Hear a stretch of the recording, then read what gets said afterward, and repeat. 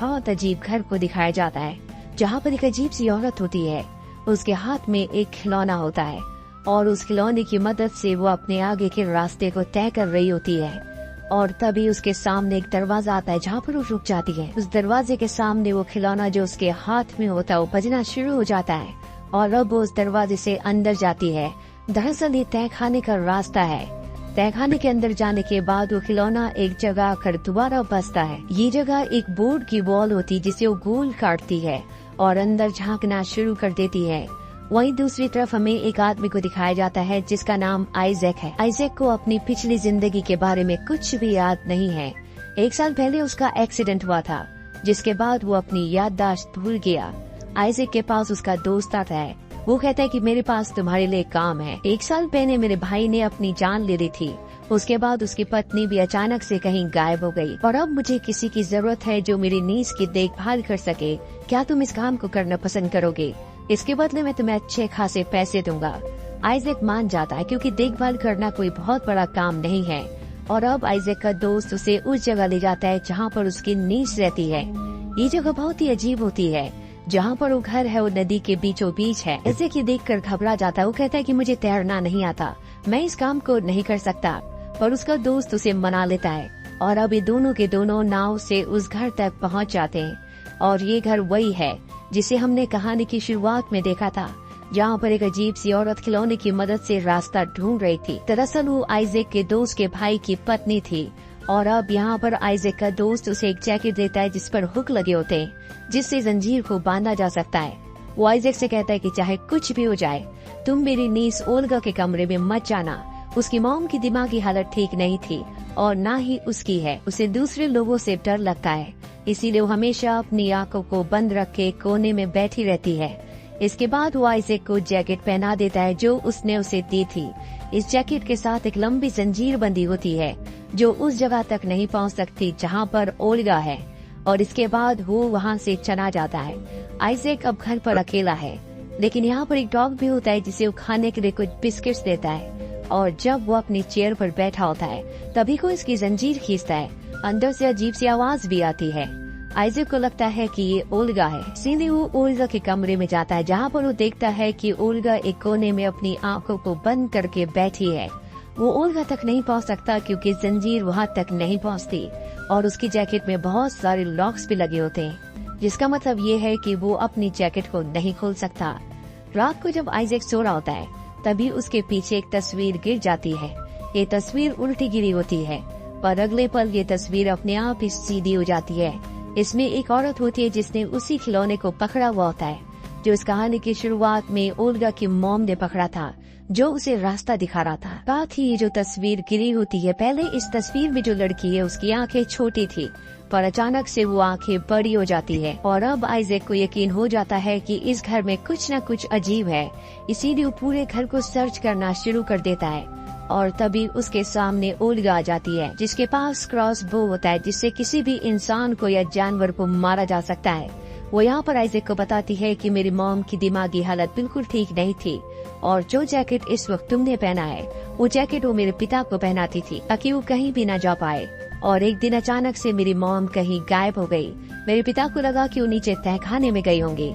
जब वो नीचे तहखाने में उसे ढूंढने के लिए गए तो तहखाने का दरवाजा अपने आप ही बंद हो गया, जिसके बाद मैंने सिर्फ अपने पिता के चिल्लाने की आवाजें सुनी।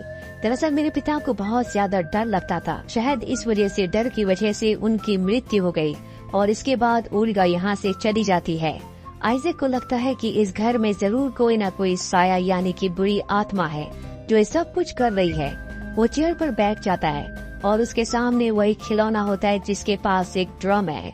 और तभी अचानक से वो ड्रम बजाना शुरू कर देता है। खिलौने का फेस तहखाने के दरवाजे की तरफ होता है और अब आइजैक उस खिलौने को उठाता है और वो नीचे तहखाने में चला जाता है। तभी वो सामने देखता है कि बोर्ड की दीवार पर एक गोल होल है। ये वही होल होता है जो ओल्गा की मॉम ने किया था। आइजैक उस होल के पास जाता है और जब वो होल से अंदर देखता है तो वहाँ पर ओल्गा की मॉम की डेड बॉडी होती है, जिसे क्रॉस बो से मारा गया है। और क्रॉस बो और किसी के पास नहीं बल्कि ओल्गा के पास है, जिसके बाद उसे यकीन हो जाता है कि ओल्गा ने ही अपनी मॉम को मारा है। वो अपने दोस्त को कॉल करता और बताता है कि तुम्हारे भाई की पत्नी कभी गायब नहीं हुई थी, बल्कि ओल्गा ने उन्हें मार दिया। उनकी बॉडी मुझे मिल चुकी है, जल्दी तुम पुलिस को लेकर यहाँ पर आ जाओ। इसके बाद वो ओल्गा के कमरे के दरवाजे को बंद कर देता है और तहखाने में उस जगह जाता है जहाँ पर उसकी जंजीर के दूसरे हिस्से को लॉक किया गया होता है।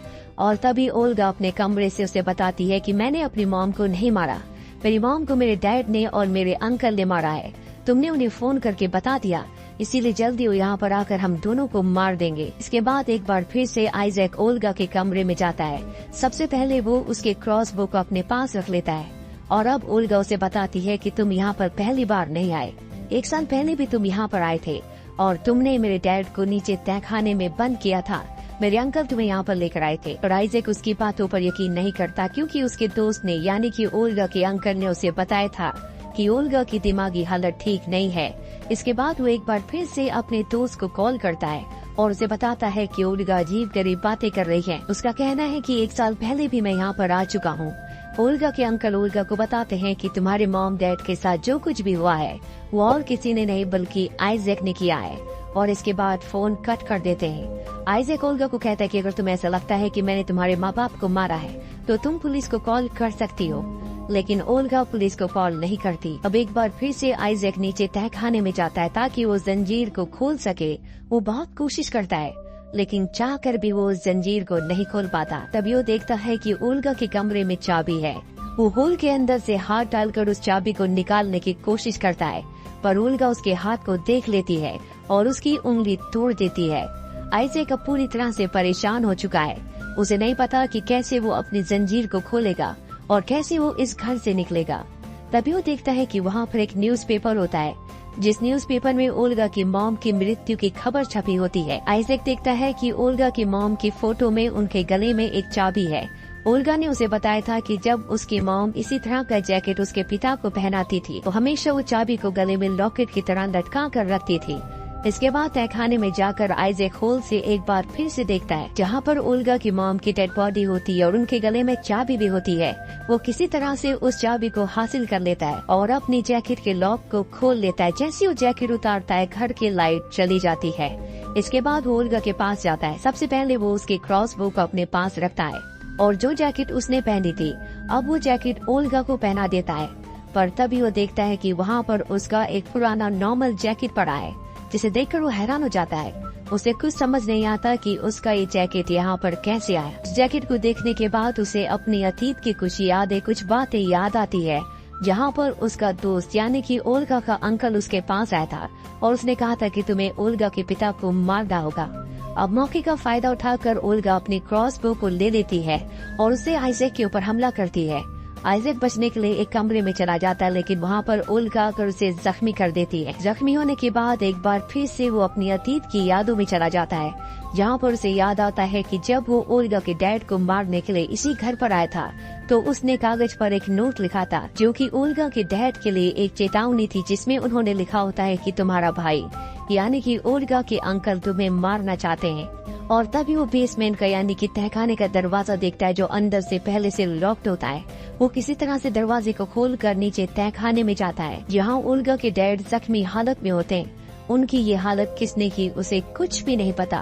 वो डरकर बाहर की तरफ भागने लगता है, लेकिन तभी उसका दोस्त यानी कि ओल्गा के अंकल यहाँ पर आ जाते हैं। वो आइजैक से पूछते क्या तुमने अपना काम कर दिया। ऐसे कहता है कि मैंने उन्हें घर पर ढूंढने की कोशिश की, लेकिन मुझे उनका कुछ पता नहीं चला। और इसके बाद आइजैक यहाँ से निकल जाता है। दरअसल आइजैक के दोस्त को उसका वो नोट मिल गया होता है जो उसने उसी के भाई के लिए लिखा होता है, जिसे मारने के लिए आइजैक को हायर किया गया था। रात को आइजैक जब अपने घर पर होता है तभी उसका दोस्त पीछे से आता है और उसे ऊपर से नीचे फेंक देता है। और यही वो हादसा था जिससे आइजैक की याददाश्त चली गई थी, पर अब उसकी याददाश्त वापस आ चुकी है। अब वो घर से बाहर भागने की कोशिश करता है, लेकिन तभी ओल्गा की मॉम की आत्मा उसके सामने आ जाती है, जिससे वो डर जाता है और उस जगह चला जाता है जहाँ पर ओल्गा की मॉम की डेड बॉडी है। वो देखता है कि ओल्गा की मॉम उसे देख रही है। वो अपनी कैप उनके चेहरे के ऊपर रख देता है, पर उसकी कैप में भी होल हो जाता है, जिस वजह से एक बार फिर से ओल्गा की मॉम की डेड बॉडी उसे देखना शुरू कर देती है। अब यहाँ पर ओल्गा के अंकल भी आ जाते हैं और वो ओल्गा से पूछते हैं कि आइजैक कहाँ पर है। वो बताती है कि आइजैक को मैंने कमरे में बंद कर रखा है, लेकिन वो देख लेते हैं कि आइजैक उसी जगह पर है जहाँ पर ओल्गा की मॉम की डेड बॉडी है। वो उस बोर्ड की दीवार को काटने की कोशिश करते हैं, पर तभी पीछे से ओल्गा क्रॉसबो से उनके ऊपर तीर चलाकर उन्हें जख्मी कर देती है और तहखाने के दरवाजे को बंद करके बाहर आ जाती है। और अब आइजैक और उसका दोस्त दोनों के दोनों नीचे तहखाने में कैद है। वो आइजैक से कहता है कि तुम बोर्ड की दीवार के इस तरफ आ जाओ, हम दोनों के दोनों यहाँ से निकल जाएंगे। लेकिन वो आइजैक को मारना चाहता। उसने अपने हाथ में एक बहुत मोटी लकड़ी को पकड़ा हुआ होता है और आइजैक के बाहर आने का इंतजार कर रहा होता है। और तभी हमें तहखाने के बाहर से दिखाया जाता है, जहाँ से आइजैक स्पीकर से बोलता है कि मैं पहले से बाहर हूँ, तुम किसे बाहर बुला रहे हो। ये सुनकर आइजैक का दोस्त पूरी तरह से हैरान हो जाता है। वो सोचता है कि अगर आइजैक बाहर है तो इस बोर्ड को कौन काट रहा है, कौन इस तरफ आने की कोशिश कर रहा है। और तभी बोर्ड कट जाता है, जहाँ से ओल्गा की मॉम की आत्मा बाहर निकलती है। दरअसल वो आइजैक के दोस्त को यानी कि अपने पति के भाई को मारना चाहती है। और इसके बाद हमें ओल्गा के अंकल की यानी कि आइजैक के दोस्त की सिर्फ चीखें सुनाई देती है, जिसका मतलब ये है कि ओल्गा की मॉम की आत्मा ने उसे मार दिया। अब आइजैक घर से बाहर आ जाता है, जहाँ पर वो डॉग बंधा हुआ होता है। वो सबसे पहले उस डॉग को खोलता है, जिसके बाद ओल्गा भी घर से बाहर आ जाती है, लेकिन वो आइजैक के ऊपर हमला नहीं करती। दरअसल ओल्गा के डैड और उसके अंकल दोनों जो भाई थे वो दोनों गलत बिजनेस करते थे। और जब ये बात ओल्गा की मॉम को पता चली तो उन्होंने इस बात का विरोध किया। वो नहीं चाहती थी कि उनके पति कोई भी गलत काम करे, इसीलिए उसने अपने पति को जैकेट के साथ चेन के साथ बांध दिया। ओल्गा के डैड और उसके अंकल इस बिजनेस को दोबारा करना चाहते थे, वो आगे बढ़ना चाहते थे, इसीलिए उन दोनों ने मिलकर ओल्गा की मॉम को मार दिया और उसकी डेड बॉडी को नीचे तहखाने में यानी कि बेसमेंट पे रख दिया और दुनिया को ये बताया कि वो अचानक से कहीं गायब हो गई। जिसके बाद ओल्गा की मॉम की आत्मा इस घर में भटकने लगी। कहानी की शुरुआत में जब हमने ओल्गा की मॉम को देखा था, जिसके पास खिलौना था जो ड्रम बजा रहा था, दरअसल वो उसकी मॉम की आत्मा थी और बार बार वो ओल्गा के डैड को परेशान करती थी, डराती थी, जिस वजह से ओल्गा के डैड की दिमागी हालत खराब होना शुरू हो गई, क्योंकि वो बहुत ज्यादा डरा करते थे। और अंत में उन्हें बेसमेंट में ओल्गा की मॉम की आत्मा ने मार दिया। पर ये बात ओल्गा के अंकल को नहीं पता थी।